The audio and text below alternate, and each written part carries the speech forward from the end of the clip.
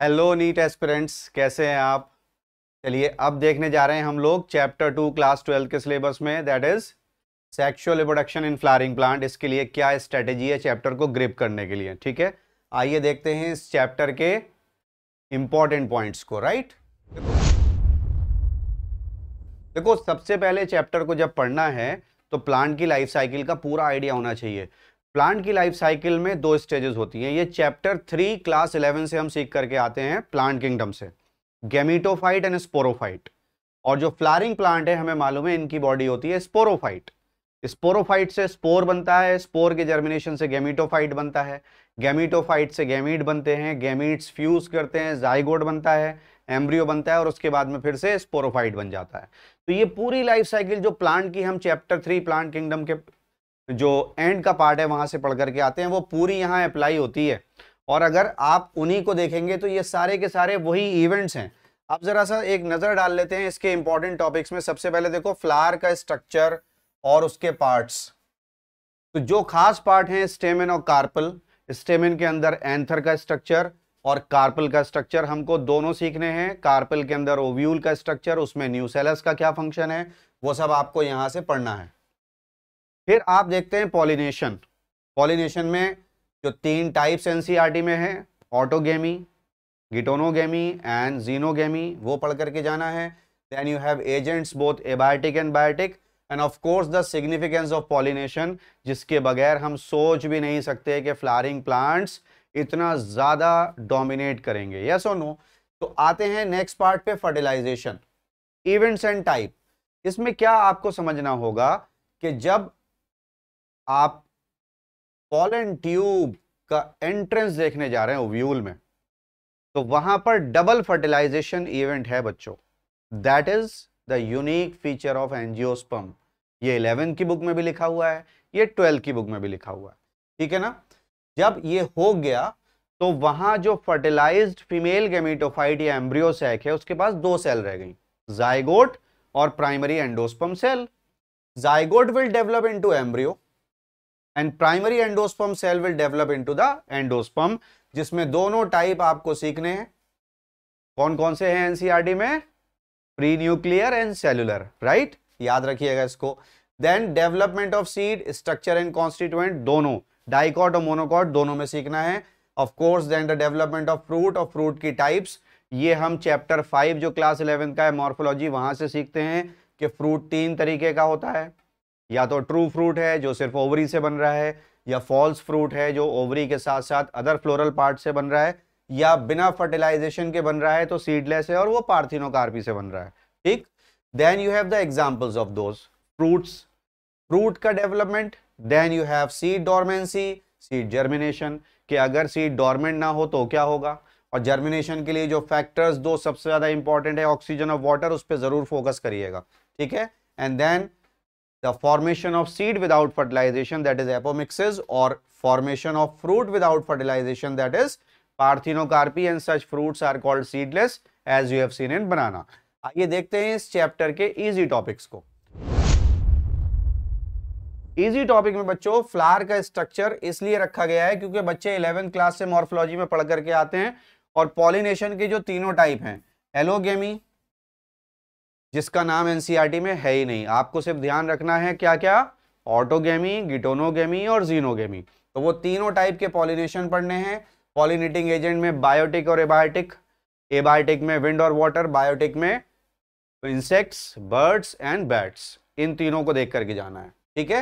And of course the significance कि without pollination pollen pistil interaction क्या है, outbreeding devices क्या हैं, क्रॉस पॉलिनेशन के लिए कौन से फीचर्स हैं, ये सारे यहां पर एड ऑन करने हैं। ये मैं आपको बता दूं कि पेज नंबर 31 इसका जो लास्ट पैराग्राफ है जहां पर आउटब्रीडिंग डिवाइसेस के बारे में बताया गया है, और चारों आउटब्रीडिंग डिवाइसेस वहां पर मेंशन है, चाहे वो डायोसी हो, चाहे वो सेल्फ इनकम्पैटिबिलिटी हो, राइट, चाहे वो, यस, क्या बात हो रही है कि जो भी 4 चीजें गिवन हैं उन चारों चीजों को हम समझ लें। Heterostyly is one of them, and of course मैं इनको लिख देता हूं आपके लिए। सेल्फ इनकम्पैटिबिलिटी, सेल्फ इनकम्पैटिबिलिटी के बाद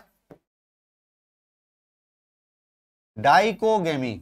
डाइकोगेमी का मतलब होता है कि मेल और फीमेल गैमीट अलग अलग टाइम पर मैच्योर कर रहे हैं। ये टर्म्स नहीं है, लेकिन इनकी डेफिनेशन आपको पेज नंबर 31 पर मिल जाएंगी क्लास 12 की एनसीईआरटी बुक में। हेट्रोस्टाइली, जहां पर स्टाइल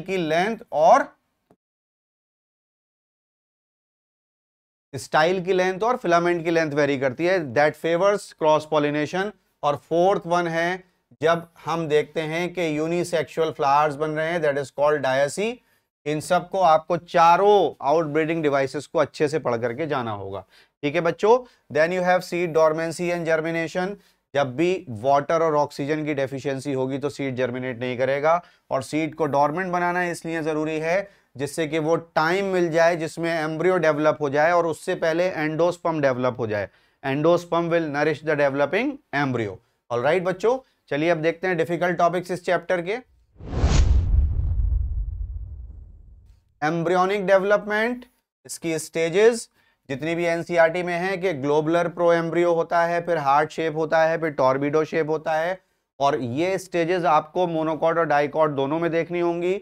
मोनोकॉट के अंदर ग्लोबुलर एम्ब्रियो के बाद मैच्योर एम्ब्रियो का स्ट्रक्चर पढ़ना है, और डाइकॉट में ग्लोबुलर के बाद heart shape, then torpedo shape, then mature का स्ट्रक्चर पढ़ना है। ठीक है। Then types of endosperm, both free nuclear and cellular, और कोकोनट का बहुत अच्छा एग्जाम्पल देकर के हमारी बुक ने इसको सिखाया है। Then we have formation of seed without fertilization, that is called apomixis. और ये इसकी जेनेटिक्स समझने की कोशिश की जा रही है, क्योंकि हाइब्रिड सीड्स हर साल खरीदने पड़ रहे हैं। अगर वो बिना फर्टिलाइजेशन के बन जाएं तो फिर सेग्रीगेशन नहीं होगा। And of course parthenocarpy, formation of fruit without fertilization, plus हम ऑक्सिन्स को डाल करके पार्थिनोकार्पी को इंड्यूस भी कर सकते हैं। ये भी याद रखिएगा, बुक में हार्मोन लिखा है, मैंने आपको हार्मोन का नाम भी बता दिया कि वो ऑक्सिन्स होते हैं। देन फर्टिलाइजेशन, इसमें डबल फर्टिलाइजेशन, सिनगेमी और ट्रिपल फ्यूजन दोनों को एड ऑन करना है, क्योंकि ये यूनिक फीचर है एंजियोस्पर्म या फ्लावरिंग प्लांट्स के लिए। Then the development of embryo, stages and types of endosperm, ये तो टॉपिक रिपीट हो गया। Then seed development, structure and constituents. ठीक है। जो भी सीड मोनोकॉट और डाइकॉट दोनों का स्ट्रक्चर आपको देख करके जाना है। कई बार अक्सर ये पूछ लिया जाता है कि ग्रास फैमिली में सिंगल कॉटिलिडन का नाम क्या है, तो आप वहां पर उसका नाम बता करके आते हैं, स्क्यूटेलम। ठीक है। और ये बहुत अच्छे से है क्योंकि मोनोकॉट में एक ही फंक्शनल कॉटिलिडन है और दूसरा वेस्टिजियल है, जिसको एपीब्लास्ट के नाम से डायग्राम में मेंशन किया गया है। तो याद रखिएगा बच्चों। ठीक है। Epiblast is the vestigial cotyledon, जो डाइकॉट में दो कॉटिलिडन फंक्शनल है और मोनोकॉट में एक ही फंक्शनल है, दूसरा वेस्टिजियल हो गया। Then development of fruit, types and examples. आपको यहां पर ट्रू फ्रूट, फॉल्स फ्रूट और पार्थिनोकार्पिक फ्रूट पढ़ना है। ट्रू फ्रूट में आपको यह भी पढ़ना होगा कि सिंपल फ्रूट क्या है, एग्रीगेट फ्रूट क्या है, क्योंकि देखो यहां चैप्टर 2 के अंदर हमको ये बताया गया है, जहां एनाट्रोपस ओव्यूल का डायग्राम है वहां पर यह भी ऐड किया गया है कि जो मल्टी कार्पलरी सिनकार्पस गाइनीशियम से बनता है, पापावर सोमनीफेरम, वो भी आपको पढ़ना है, दैट इज सिंपल फ्रूट। और मल्टी कार्पलरी एपोकार्पस गाइनीशियम से मिकेलिया के अंदर जो फ्रूट बनता है, दैट इज एग्रीगेट फ्रूट। तो वो दोनों एग्जाम्पल यहां पर एडेड हैं। ठीक है बच्चों। चलिए अब देखते हैं इस चैप्टर के प्री रिक्विसाइट्स क्या हैं। मॉर्फोलॉजी आपको अच्छे से आनी चाहिए, chapter 5 class 11th, chapter 6 anatomy, plant physiology का आइडिया होना चाहिए, टेक्सोनॉमी और सेल बायोलॉजी, ये इस चैप्टर के प्री रिक्विसाइट्स हैं। और सेल बायोलॉजी तो हर एक चैप्टर का प्री रिक्विसाइट है, सेल से ही तो स्टार्ट होता है बायोलॉजिकल ऑर्गेनाइजेशन, यस और नो। और जब हम एक्चुअली देखते हैं तो सब माइक्रोस्कोपिक मॉलिक्यूलर लेवल से स्टार्ट हो जाता है। ठीक है ना। चलिए अब देखते हैं पास्ट ईयर की वेटेज क्या है। बच्चों यहां पर देखो 23 में 2 क्वेश्चन, 22 में 3, 21 में 2 और 20 में तो देखो हद हो गई, 5 सवाल आ गए, और 19 में 7। अब ये पैटर्न रिपीट होने वाला है। 24, 25 में फिर से क्वेश्चंस की भरमार आपको मिलने वाली है इस चैप्टर से। तो इस चैप्टर को अच्छे से पढ़िएगा। मेरी दुआएं आपके साथ हैं। Wish you good luck. Thank you.